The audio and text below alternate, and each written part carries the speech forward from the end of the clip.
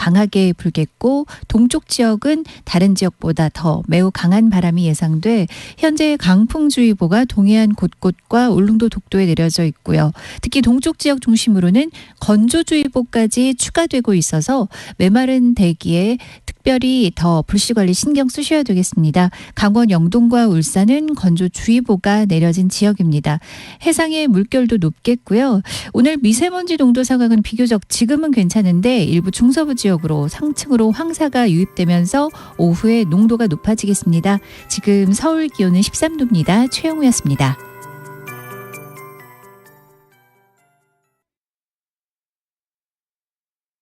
정성을 다하는 국민의 방송 KBS가 한시를 알려드립니다. AM 711kHz, FM 97.3MHz, KBS 1라디오입니다. HLKA.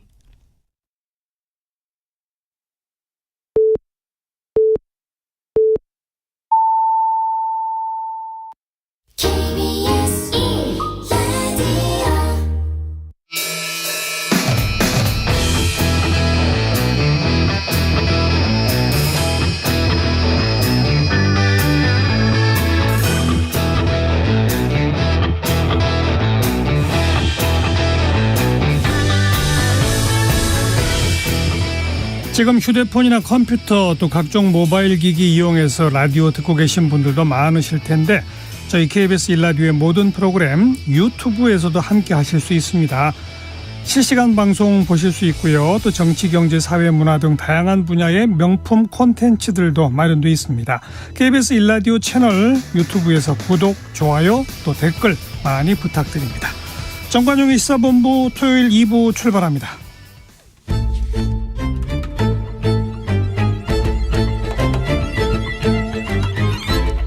눈비 안 가리고 몸으로 뛰는 기자 박대기의 취재데스크. 중국 하면 오랜 기간 동안 우리나라가 수출을 많이 해서 가장 많은 무역 흑자를 거둔 그런 나라였습니다. 그런데 이제 중국이 우리나라의 무역 최대 적자 국가로 바뀌었네요. 왜 이렇게 됐는지 박대기 기자가 알아봅니다. 박 기자 안녕하세요. 네, 안녕하십니까. 언제부터 중국이 우리나라 최대 적자 국가가 됐어요? 네, 올해부터입니다. 올해 1월부터 3월까지 그러니까 올해 1분기 대중무역 적자가 78억 8천만 달러를 기록했습니다. 아하. 네, 통상 우리나라는 천연가스를 가장 많이 수입하는 호주라든지 원유를 가장 많이 수입하는 사우디를 상대로 무역 적자가 많은 편입니다. 예. 또는 소재 부품 장비 강국인 일본도 우리에게 무역 적자를 많이 안겼던 국가였고요. 하지만 올해는 이 세 나라보다 대중국 무역 적자가 훨씬 더 많은 상황입니다. 월간으로 따져도 그렇고 연간으로 따져도 그렇고 중국이 우리나라의 무역 적자국 1위가 된 것은 이번이 처음입니다. 정반대로 중국이 우리나라 그 무역 흑자 1등이었지 않습니까? 오랫동안? 예, 그렇습니다. 통계를 보면 2000년 이후가 그렇고요. 2000년부터 우리 무역 수지 흑자국 1위가 홍콩이었습니다. 당시에는 이제 홍콩을 통해서 간접적인 중국 수출이 많아서 그랬고요. 예. 2003년부터는 중국이 우리 최대 무역 흑자국으로 떠올랐고요. 이런 경향은 한두 해를 제외하고는 2018년까지 계속 이어졌습니다. 예. 15년 넘게 중국이 우리나라의 최대 무역 흑자국이었던 거죠. 그런데 2019년에 2위로 서서히 내려앉더니 지난해는 대중국 무역에서 약간의 흑자만 기록할 정도로 중국의 흑자 비율이 줄어들었습니다. 그러다가 올해부터는 아예 중국이 우리나라의 최대 무역 적자국으로 바뀐 겁니다. 예. 흑자에서 적자로 이렇게 전환됐다는 얘기는 수출이 줄은 거예요? 수입이 늘은 거예요? 예, 둘 다 문제인데요. 수출이 줄어든 것이 더 큰 문제입니다. 네, 지난달만 놓고 보면은 1일에서 20일까지 대중 수출이 36% 줄었고요. 대중 수입은 9% 늘었습니다. 아하. 그러니까 이제 수입이 늘어난 만큼 수출이라도 늘었으면은 흑자였을 텐데, 중국 수출은 36% 줄고, 오히려 수입은 9% 늘면서 이렇게 적자가 상태가 된 건데요. 예. 가장 큰 문제는 우리 주력 수출품이라고 할 수 있는 반도체 가격입니다. 그렇죠. 이 반도체 가격이 급락하면서 수출 금액이 많이 줄어드는 것이고요. 또 코로나로 인한 중국 경제활동 차질이 아직까지는 완전히 회복되지 않은 것도 영향을 미친 걸로 보입니다. 예. 이렇게 되면 반도체 수요뿐만 아니라 우리가 수출하는 석유 제품이라든지 이런 것들도 이제 중국에서 덜 수입하는 것이죠. 예. 우리가 중국으로부터 어떤 것들을 많이 수입합니까? 네, 주로 정밀화학 원료라든지 건전지, 축전지류 수입이 많습니다. 우리나라도 아시다시피 세계적인 그 2차 전지 강국이지만 뭐 중국이 2차 전지 부분에서 세계 1위다 이렇게 평가를 받고 있기 때문에 특히 원료 같은 경우에는 중국에 의존하고 있는 경우가 많이 있고요. 예. 또 과거에는 LCD 같은 경우에는 한국산 LCD를 중국이 수입해서 중국이 TV 같은 최종 소비 제품목을 만들었었는데 최근에는 중국이 LCD 공장을 세우면서 자체적으로 많이 해결을 하고 있습니다. 그러니까 이제 과거 우리나라의 뭐 소재, 장비, 부품 같은 것들을 많이 의존하던 것에서 많이 탈피했기 때문에 상당히 이제 공급망의 본질적인 변화가 나타나고 있는 것이 아니냐. 예. 다른 말씀으로 들어가지고 단기간에 대중국 수출을 회복하기 어려울 수도 있다. 이런 분석이 나오고 있습니다. 네. 아까 이제 수출이 대폭 줄은 제일 큰 원인은 반도체다라고 지적하셨는데 네. 어제 삼성이 처음으로 이 반도체 생산량을 줄이겠다라고 밝혔어요. 그러면 문제가 됐던 반도체 가격 하락을 좀 막을 수 있지 않을까요? 네, 하락을 막는데 약간은 도움이 될 것 같습니다. 어제 삼성전자가 발표한 문건을 보면요. 의미 있는 수준까지 메모리 생산량을 하향 조정 중이다. 이렇게 말했거든요. 예. 네, 이렇게 밝힌 것은 1998년 이후에 25년 만의 일입니다. 이렇게 시장은 환호를 했습니다. 어제 당일에 삼성전자 주가가 4% 넘게 올랐고요. SK 하이닉스도 삼성전자 감산하면은 하이닉스가 파는 메모리 가격이 오를 거라고 기대를 했기 때문에 6% 넘게 주가가 올랐습니다. 예. 일단 시장은 삼성전자가 다른 회사보다 석 달 이상 늦었지만 어쨌든 감산을 한다는 데 대해서 긍정적으로 판단하고 있는 것 같습니다.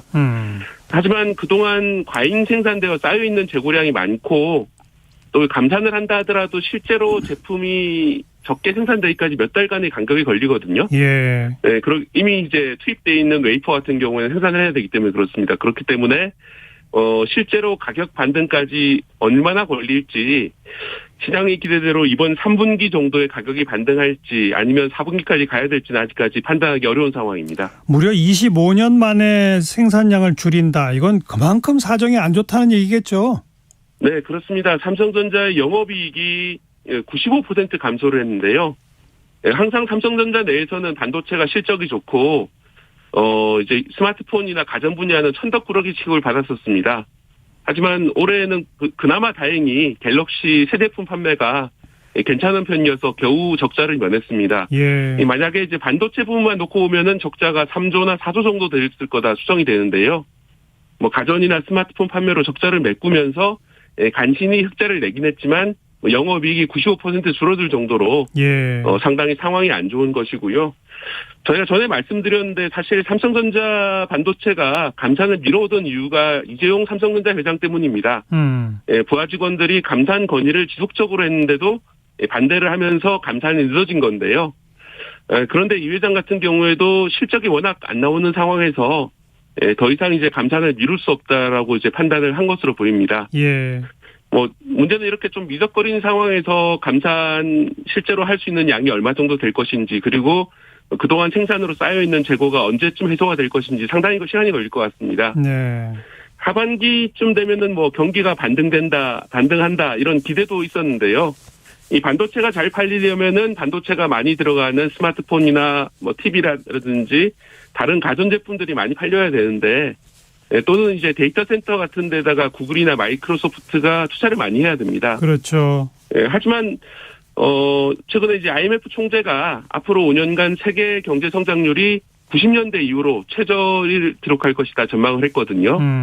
이런 상황에서 하반기에 챗GPT 수요 때문에 일부 데이터 센터나 이제 고성능 메모리가 인기라고 하지만 예. 얼마만큼의 반등을 기록할 수 있을 것인가 의문이 제기되고 있는 상황입니다. 예.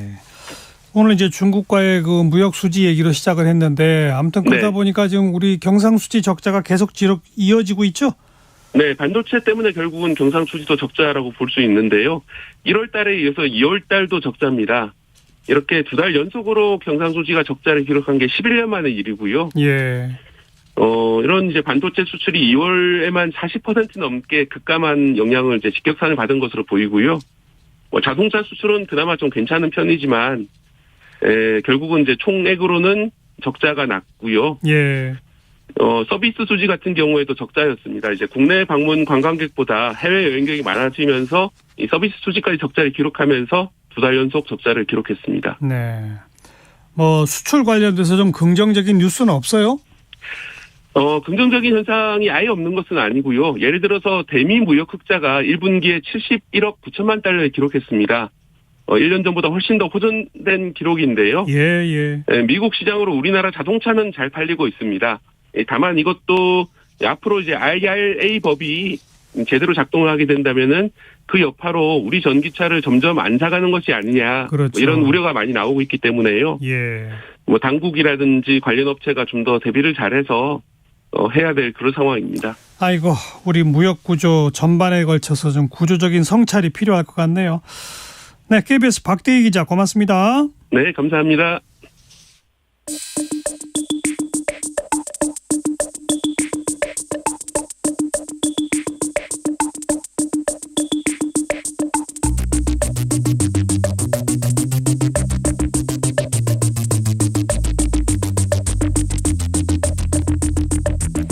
뜸들이지 않습니다.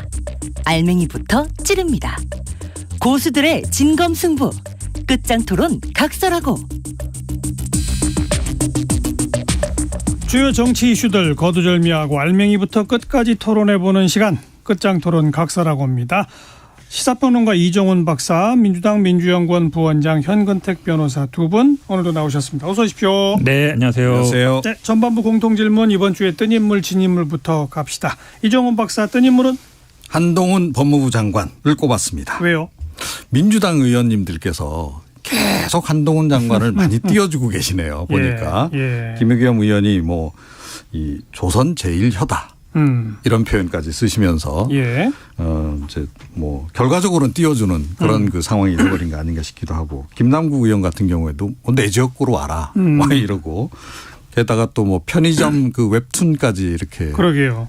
화제가 되면서 이게 지금 본의 아니게 민주당 의도하고는 달리 자꾸 좀 뜨고 있는 상황이 아닌가 이렇게 생각합니다. 뜨고 있다는데 동의하세요, 현 변호사? 저는 동의 못하겠습니다. 왜냐하면 편의점 웹툰이 보시면 한동훈 장관은 좋습니다 이랬지만 그 내용을 보면 약간 조롱하는 거거든요. 말귀 못 알아듣고 엉뚱한 소리하고 질문에 답변 안 하면서 상대방을 안 보신 분들 많으니까 간략히 그러니까 그 편의점에 이제 종업원이 카드 주세요 이러면 나는 카드로 계산하겠다고 말한 적이 없습니다. 이렇게 하고. 그렇죠. 현금 주세요 그러면 현금으로 계산하겠다는 말도 한 적이 없습니다.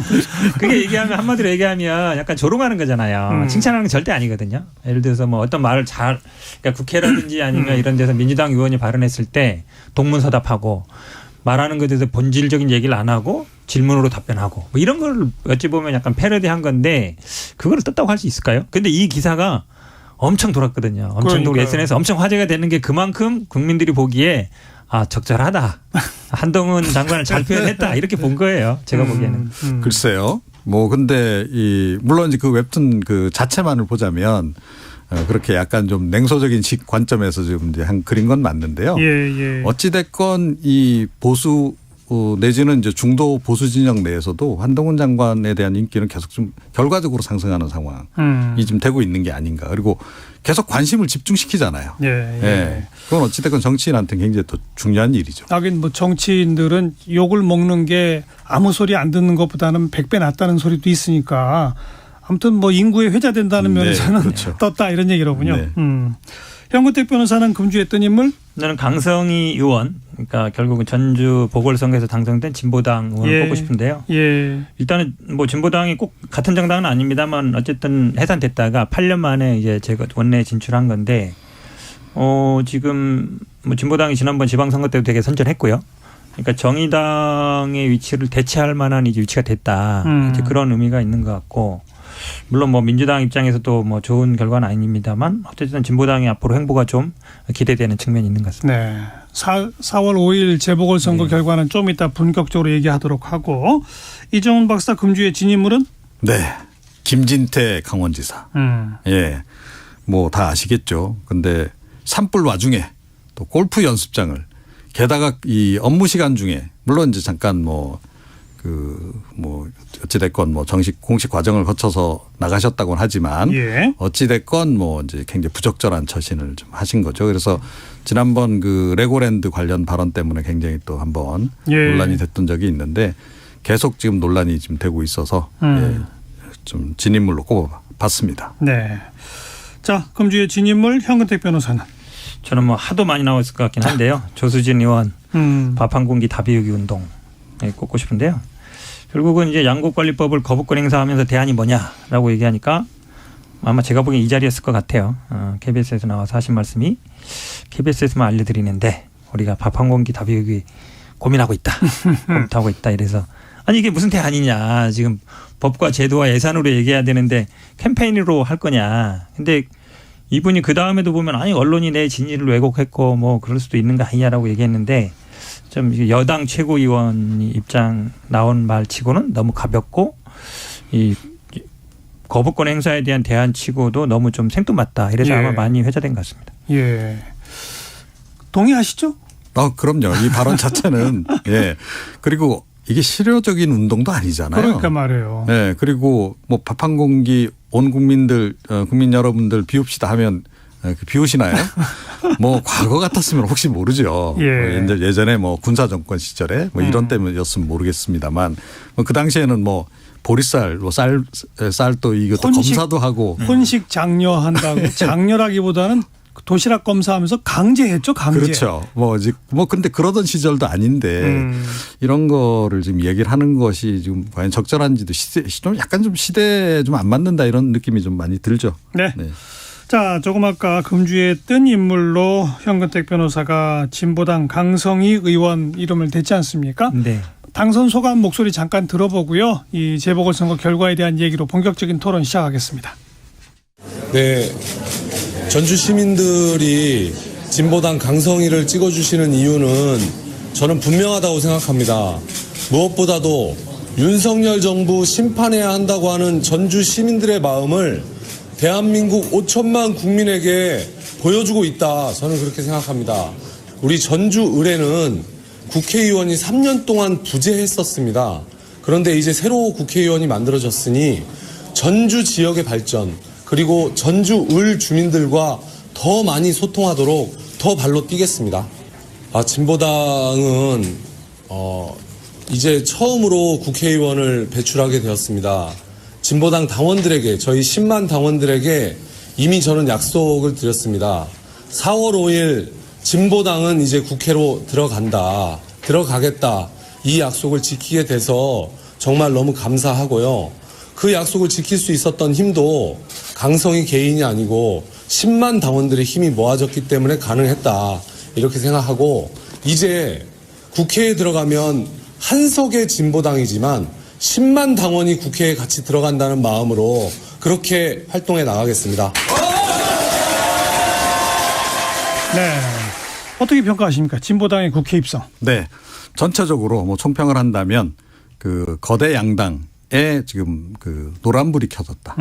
아직까지 빨간불이라고 보기는 어려운데 어찌됐건 지금 약간 경고성 의미가 좀 담긴 그런 그 선거 결과가 아닌가. 일단은 그렇게 총평을 좀 하고 싶습니다. 울산에서의 국민의힘 패배 그리고 전주에서의 물론 민주당은 후보를 내지 않았습니다만 네, 그렇죠. 무소속 후보를 지원했음에도 졌다. 이걸 지금 말씀하신 거죠? 예, 그렇죠. 그러니까 사실 이번 그 진보당의 이 총선 그러니까 저 보궐선거 승리 결과가 온전히 자력으로 100% 일궈냈다 이렇게 보기는 어려워요. 조금 전에 말씀하셨듯이 민주당도 어찌됐건 무공천 안 내고. 했고 이제 또 정의당도 후보를 내지 않았고 그런 것들이 이제 작용한 측면이 있긴 한데 그럼에도 불구하고 민주당은 아마 무소속으로 나간 자당 소속 그 정치인이 당선되기를 내심은 바랐을 거예요. 물론이죠. 네, 또 박지원 전 원장 같은 경우는 지지 선언을 하기도 했고 그래서 내심으로는 기대를 했을 텐데 그거하고 좀 살짝 다른 결과가 나왔기 때문에 조금 긴장을 할 수밖에 없는 그런 상황이 아닌가. 현 변호사. 신호등으로 얘기하시니까 민주당은 제가 보기에는 뭐 노란불 전주 선거만 보면 아마 노란불인 것 같은데 전체로 보면은 아마 좀 노란불에서 파란불로 바뀌는 정도인 것 같고 울산에서 또 그렇죠. 울산에서 뭐 지금 뭐 교육감 선거는 뭐 당연히 이끌로 봤지만 결국 그 구의원 선거에서 이겼던 게 가장 큰 것 같고요. 국민의당은 제가 보기에 빨간불이 맞죠. 전주 선거에서도 지난번에 반밖에 안 나왔고 지금 이겼다는 청주에서도요. 지난번 시장 선거보다 확 떨어졌습니다. 교육감 선거도 마찬가지고 전국적으로 지지율이 지난번보다 떨어진 게 확실해요. 그러니까 빨간불인 것 같고 이제 진보당이 되면서 정의당은 거의 제가 보기에 빨간불 한 2개쯤 켜진 게 아닌가 이렇게 네, 그런 상황인 것 같습니다. 네. 그 뭐 진보당 강성희 의원 목소리를 들어본 김에 그런데 이게 뭐 이석기 전 의원의 통합진보당 해산 사태 그리고 그 후신 뭐 이런 식의 분석들과 함께 일부 저 보수적인 색깔의 언론들에서는 이 과연 지금 이제 국회 상임위에 공석이 있는 게 국방위원회라면서요. 강성희 의원을 국방위원회에 보내도 되느냐. 뭐 그러면 군사기밀이 뭐 혹시라도 뭐 이런 얘기까지 막 언론에 나오던데 그런 목소리는 어떻게 생각하세요? 글쎄요. 이게 결국은 이제 지난번에 해산된 정당과 뭐 같은 정당이냐 어느 선을 그었냐 문제인데 어쨌든 8년 동안 뭐 좀 그래도 변화가 있었던 것 같고 그건 뭐 누구죠? 지금 태용 의원도 마찬가지예요. 태용 의원 나왔을 때도 그런 얘기가 나왔었거든요. 그런 얘기 나왔었는데 그래도 이제 국민들이 선택한 국회의원이기 때문에 그리고 국방이나 뭐 정보위 같은 데서 제가 못 들어가 보긴 했습니다만 또 그렇게 아주 민감한 정보들은 갖고 오지 않아요. 그냥 어찌 보면 보고용 정도이기 때문에. 근데 아마 지금 이거는 뭐 국회의장이나 이런 분들이 판단할 걸로 본데 뭐 가는 것 자체의 문제는 저는 없다고 보고 있습니다. 어떻게 생각하세요? 네. 그러니까 분명히 국민의힘 쪽에서는 우려를 표시할 거고요. 또 국민의힘 내에서도 약간 극우 성향인 분들은 절대 반대 뭐 이렇게 이제 이야기를 하실 텐데 조금 전에 말씀하셨듯이 일단 국민이 선택한 분이라고 그러면 이제 일단은 허락을 하는 게 기본적으로 맞다. 이렇게 좀 생각을 하고 그리고 뭐 이건 제 바람일 수도 있는데 진보당이 과거 통진당하고는 조금 약간 그 전략이 좀 바뀐 것 같다 이런 느낌을 이번에 많이 받았거든요. 이번에 보니까 뭐 현장에 굉장히 많은 당원들이 가서 뭐 그 활동들을 많이 하더라고요. 그러니까 민생 활동들. 그래서 뭐 현장 중심은 사실 이 과거 통합진보당도 그랬어요. 뭐 그렇긴 했었는데, 그러니까 현장이라 하더라도, 그러니까 노동자 중심이냐, 일반 국민 중심이냐, 이건 좀 차이가 있는 거죠. 그리고 특히 통진당이 나중에 뭐 정의당이 이제 분리돼 나오는 과정에서도 그 논란이 됐고 했던 부분, 또 이석기 전 의원 관련해서도 가장 논란이 됐던 부분은 주사파를 너무 주사파 논란이었단 말이에요. 그렇죠. 그런데 그런 이념적인 그 부분으로부터는 많이 조금 변화돼 나오고 있는 거 아닌가. 그런 느낌을 제가 이번 선거 과정에서는 조금 봤거든요. 이게 이제 진심이냐 아니냐. 이제 이거는 계속 논란이 있겠으나 그래서 주사파 논란을 좀 극복하겠다는 그 내부의 어떤 그런 흐름들이 있다라고 한다면 뭐 그렇게까지 뭐 이렇게 막 몰아세울 건 아니다. 이렇게 저는 생각을 합니다. 네. 그리고 좀 더 거슬러 갑니다마는 이 통합진보당 해산 헌법재판소가 그걸 받아들였지 않습니까? 그 시점에도요 상당히 보수적 성향의 법조인들마저도 과연 이게 헌법재판소가 정당 해산을 받아들이는 것이 정치적으로 옳으냐라는 논란은 상당히 많았습니다.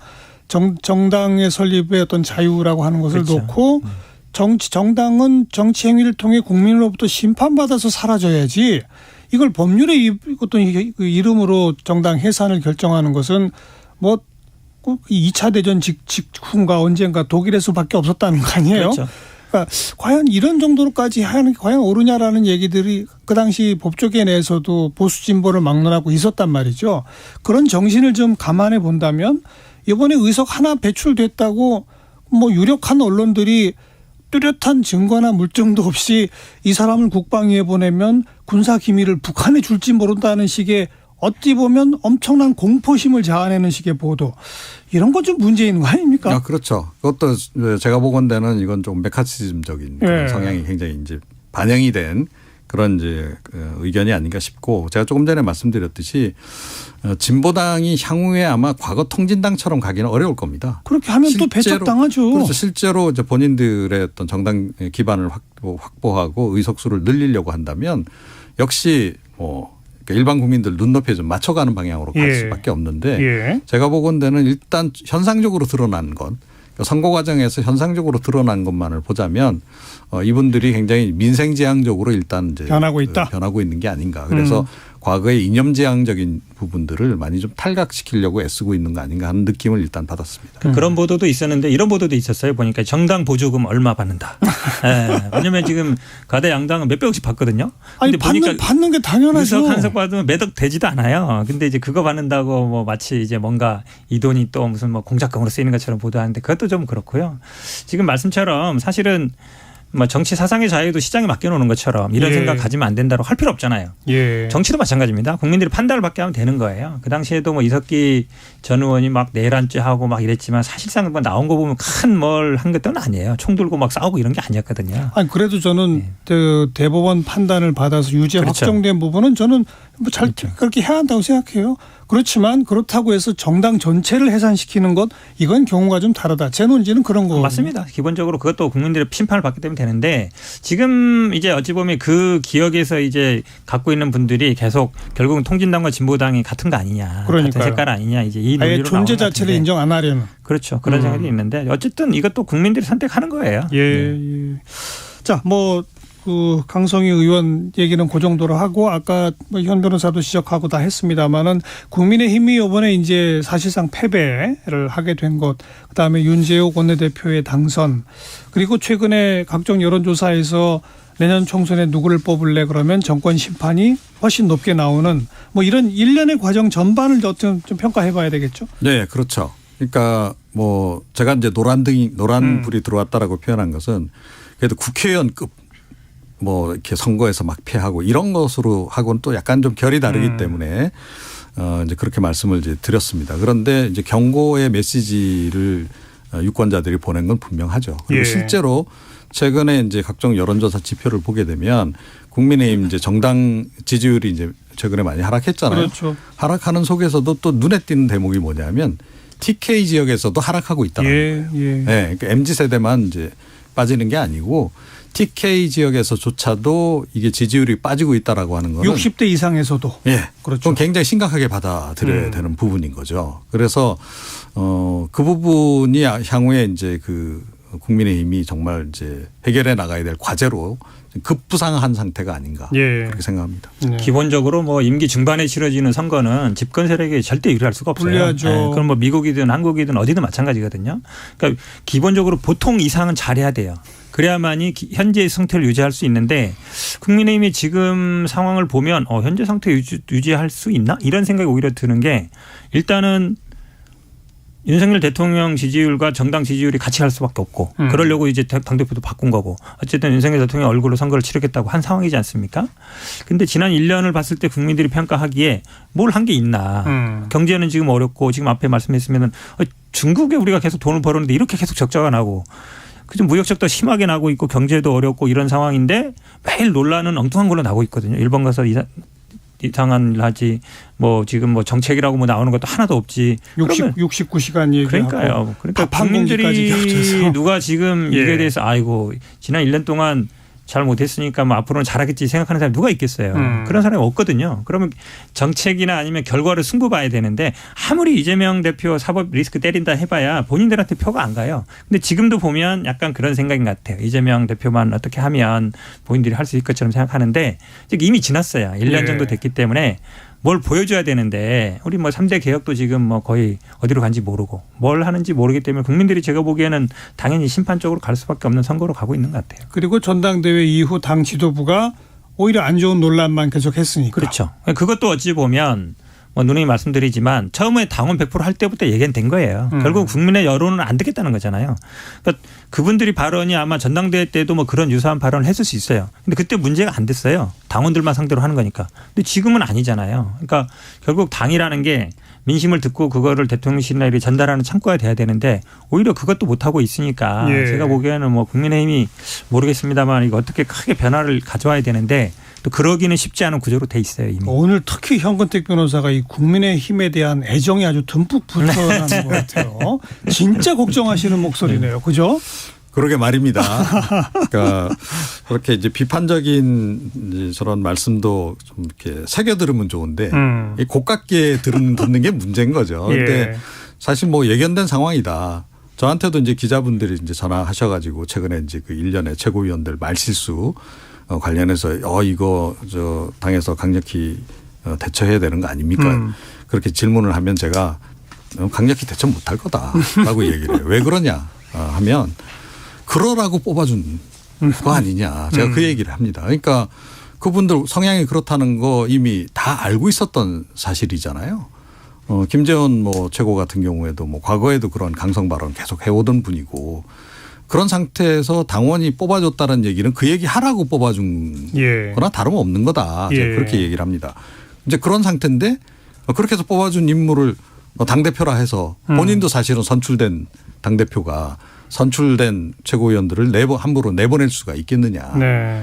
그리고 지금 당 분위기 자체가 약간 극우 성향으로 지금 뭐 좀 가는 그런 분위기여서 아마 그 이분들에게 뭐 강하게 뭐 이렇게 제재를 가한다거나 이런 것이 좀 힘들 거다라고 이제 제가 그 답변을 드리곤 하는데 네네. 실제로 지금 상황이 그렇게 가고 있잖아요. 그러네요. 김기현 당대표가 뭐 어쩌지도 못하고 있는 그런 그 상황이 아닌가 이렇게 생각합니다.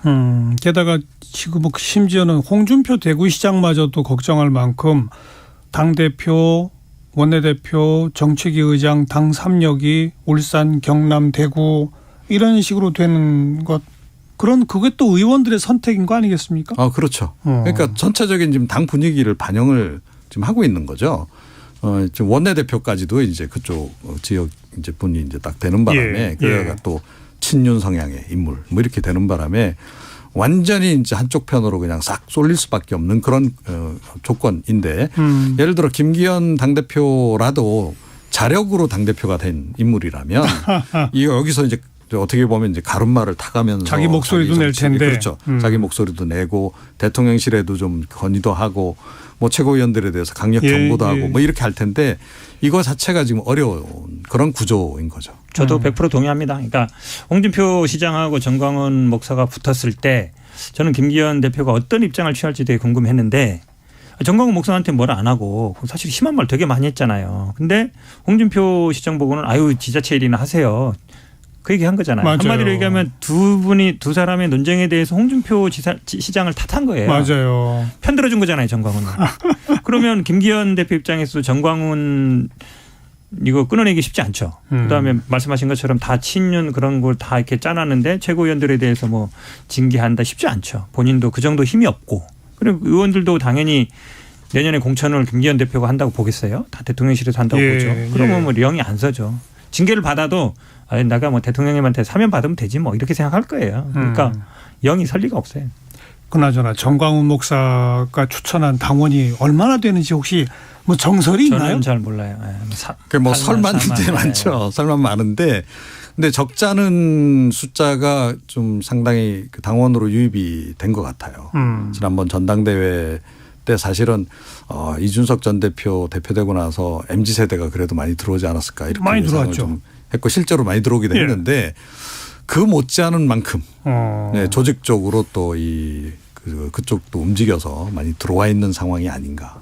그러니까 그 당원 규모도 있지만요. 이제 현장 동원력이 저는 크다고 봐요. 왜냐하면 요즘은 전당대회 하면 예전처럼 막 사람들 잘 안 모이거든요. 뭐 가서 뭐 받을 게 있든지 뭐 얻을 게 있어야 되는데 그냥 지지하는 분들 강제로 이렇게 강제라기보다는 이렇게 동원해서 정도인데 정광훈 목사는 광화문에서 집회하면 몇만 명씩 모이거든요. 근데 그거를 의원들이나 정치하는 분이 딱 가서 보면 이분들이 지지하면 내가 뭐 할 수 있겠네 이 생각이 딱 들거든요. 대선 후보든 뭐 시장 후보든 최고위원들 될 수 있고 실제로 또 그렇게 되어왔고 그러니까 이게 쉽지 않은 거예요. 제가 보건대는 그 반대인 것 같아요. 어떤 거요? 그러니까 이 사람들이 날 지지해주면 내가 잘 되겠지 이거보다는 이 사람들이 날 비토하면 지역 선거에서 떨어질 수도 있겠다 이런 생각을 하게 되는 거예요. 되게끔은 못해도 그렇죠. 나를 떨어뜨릴 힘은 있다. 그렇죠. 예를 들어서 이분들이 지역에서 뭐 한 2, 3%만 비중을 차지하고 있어도 여야가 경합하는 과정에서 민주당 후보하고 뭐 국민의힘 후보하고 경합하는 특히 수도권 같은 데서는 이분들이